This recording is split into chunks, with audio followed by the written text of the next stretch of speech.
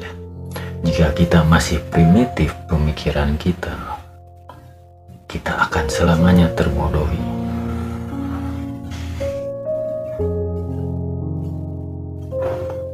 Jadi begini, mimpi Kanjeng Nabi Ibrahim yang disuruh menyembelih anaknya.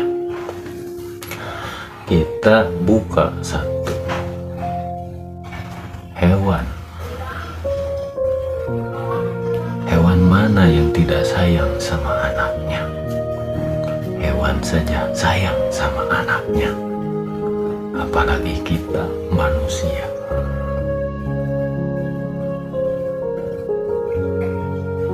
Allah menyuruh Nabi Ibrahim menyembelih putranya. Agar setaat apa Nabi pada Allah Subhanahu wa Ta'ala? Apa benar kita manusia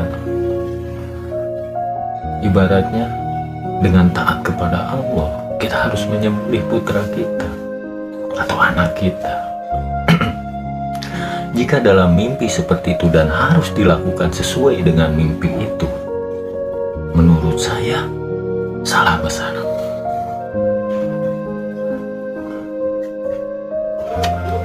Sebab apa? Sebab beliau Kanjeng Nabi, jika gelarnya seorang nabi, mungkin pengetahuannya itu berdasarkan marifat, karena beliau dekat dengan Yang Maha Kuasa. Apa itu marifat? Syariat, hakikat, tirakat marifat.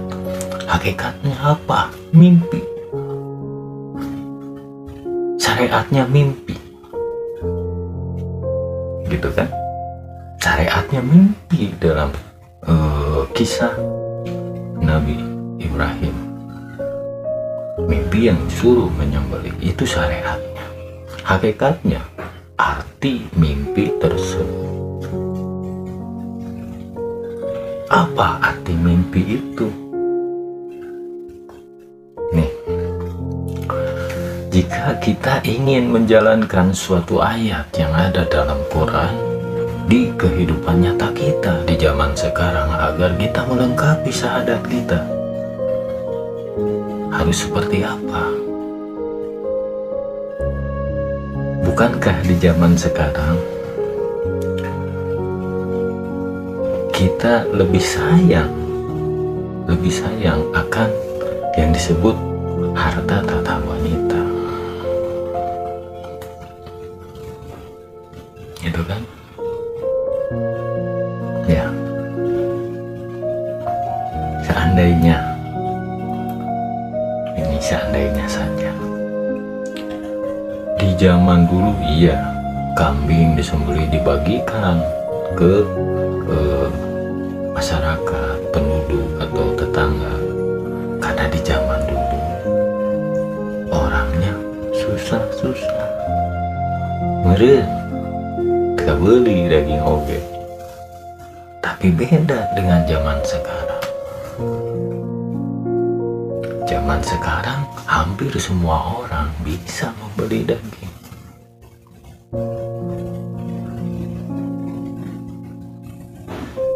Jadi Idul Kurban apa harus dengan kambing? Kalau menurut saya, kurban itu jangan menunggu 1 tahun sekali. Yang diartikan dalam mimpi Kanjeng Nabi Ibrahim itu ialah agar kita manusia, mimpi Kanjeng Nabi itu hanya suatu contoh agar kita bisa taat pada Yang Maha Kuasa. Kita harus mengorbankan yang kita cintai, manusia atau kita atau yang dihidup di zaman sekarang. Mereka mencintai apa? Mencintai harta, benda, jabatan. Yang saya bilang tadi, harta tata wanita.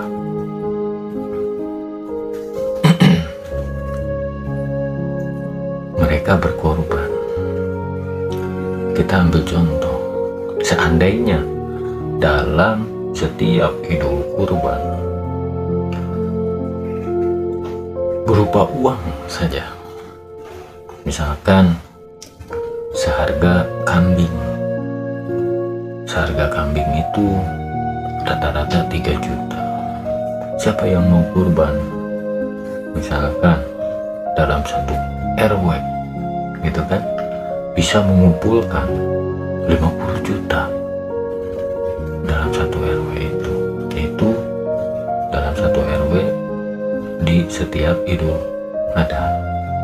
Nah, mungkin alangkah baiknya kalau bentuknya uang. Sebab apa? RW tersebut cari orang-orang yang sedang kesusahan. Karena saya jamin di masa sekarang orang miskin itu tidak kelihatan. Karena di zaman sekarang yang disebut miskin masih punya kendaraan. Miskin apa? Tapi cari orang-orang yang sempit hidupnya, yang sedang kegelapan. Contoh, orang-orang yang sedang terlilit hutang piutang. Banyak di dalam satu RW saja. Alangkah baiknya uang kurban itu yang daripada dibelikan kita belikan kambing atau sapi, alangkah baiknya kita berbentuk uang. Dan kita cari dalam satu RW ini orang yang benar-benar terlilit oleh hutang dan hidupnya jadi sempit. Orang yang sedang kegelapan, susah.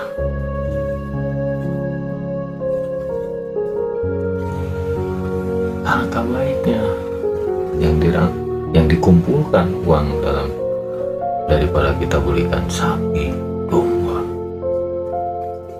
Lebih baik kita membantu orang dalam satu daerah tersebut dengan uang yang hasil kita kumpulkan dalam setiap hari raya Idul Adha berupa uang bantu. Maka lebih baik seperti itu daripada kita membeli daging kambing kemudian kita bagikan. Tahu, semua orang juga udah merasakan daging itu kebeli gitu, bisa beli gitu. Beda dengan zaman dulu. Jangan disamakan zaman dulu dengan zaman sekarang. Makanya tadi saya bilang di awal, kalau pemikiran kita masih primitif, apa yang kita beli akan sia-sia. Termasuk kita beli kambing, menurut saya itu akan sia-sia. Karena masih banyak orang di luar sana yang hidupnya sempit,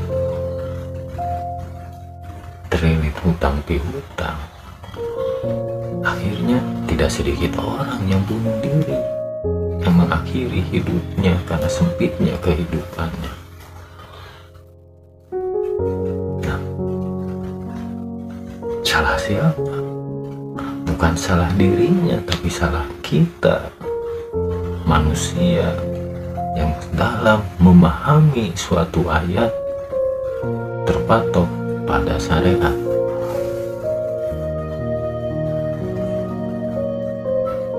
Mana siri asa, siri asih, siri asuhnya? Daripada tahun depan kita sia-sia membeli domba, kambing, sapi, kemudian dagingnya kita bagikan, untuk apa? Lebih baik berbentuk uang kita cari orang yang benar-benar kesusahan, apalagi sedang terlilit hutang. Bantu orang tersebut agar kita bisa membebaskannya dari jeratan hutang piutang. Itu nilai yang lebih besar di mata Tuhan daripada kita membeli daging membagikan ke banyak orang. Maka baiknya yang seperti itu. Dan mungkin kejadian atau membantu seseorang itu kan bisa dilakukan di hari apa saja. Intinya apa? Kenapa mereka berkurban di hari raya Idul Adha? Gitu kan? Rela mengeluarkan nominal yang cukup besar. Tapi ketika bukan hari raya atau hari-hari biasa,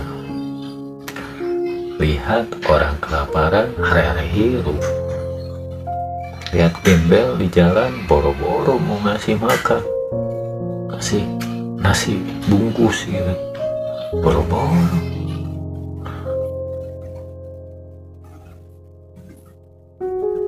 Sia-sia dong kita kurban setahun sekali. Tapi sering kita lihat orang yang benar-benar membutuhkan malah kita acungkan.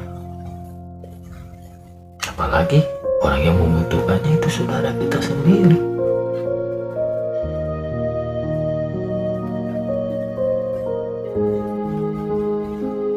Gitu. Ini pentingnya ayat.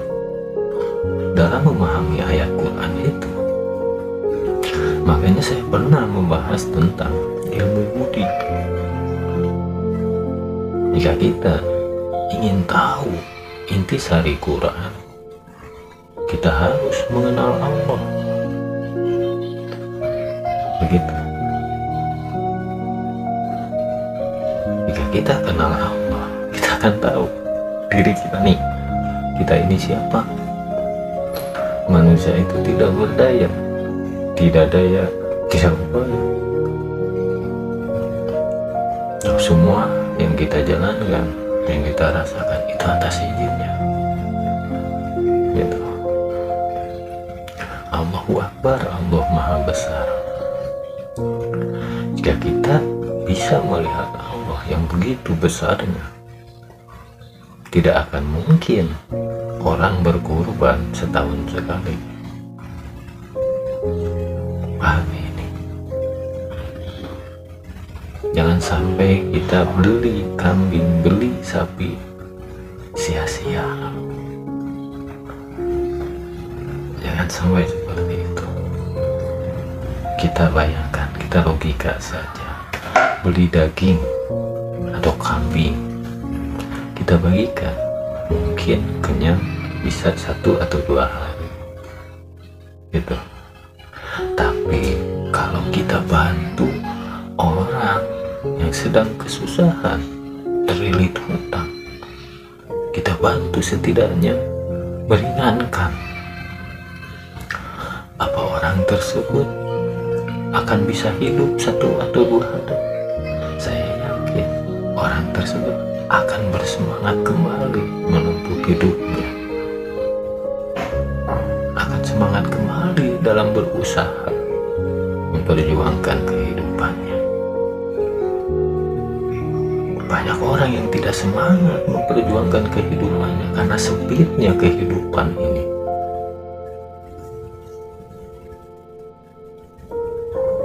Sempurnakan syahadat kita, sempurnakan sholat kita. Saya pernah membahas cara beribadah Satria Piningin. Itu untuk apa kita sholat yang disebut berjamaah? Untuk apa? Untuk pahala. Pahala itu bukan urusan kita, urusan malaikat, urusan Tuhan. Bukan urusan kita, urusan pahala dosa itu bukan urusan kita. Sholat itu ketika kita melihat teman, saudara, tetangga, atau bahkan orang lain yang sedang membutuhkan, kita bisa bantu. Itu sholat. Bukan yang 5 waktu. Paham? Makanya toh di Quran saja tidak ada perintah sholat 5 waktu.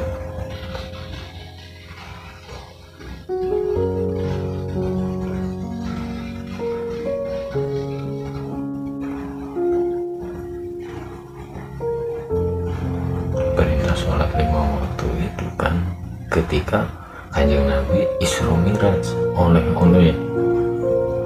Nah, Isra Miraj Kanjeng Nabi diberikan yang tadinya 50 jam menjadi 5 jam, itu oleh-oleh Kanjeng Nabi. Nah, dalam Isra Miraj saja kita manusia juga bisa Isra Miraj. Isra Miraj itu apa artinya? Isra Miraj itu manusia yang bisa bertemu dengan Allah atau dengan Tuhannya. Manusia yang bisa menemukan Tuhannya. Itu Isra Miraj. Sama. Seandainya hanya Kanjeng Nabi yang bisa Isra Miraj, mana keadilan Allah? Mana keadilan Tuhan? Jika kita tidak bisa. Allah itu Maha Adil. Tergantung kitanya bisa atau tidak. Gitu. Makanya jangan sampai sia-sia ketika di Idul Kurban kelak. Lihat saudara, tetangga, atau orang lain yang kita lihat membutuhkan. Alangkah baiknya daripada kita berkurban membeli kambing, sapi, alangkah baiknya kita bantu orang-orang, apalagi orang itu sedang dalam kesusahan, terlilit hutang piutang. Karena dengan kita meringankan beban hutang piutangnya, orang tersebut akan bersemangat kembali menempuh kehidupannya. Itu yang diinginkan Yang Maha Kuasa. Saling silih asah, silih asih, silih asuh. Jangan sampai kita acuh tak acuh. Sekarang kan sudah begitu, sudah acuh tak acuh. Peduli ketika kita di sosial media, peduli ketika kita membuat konten,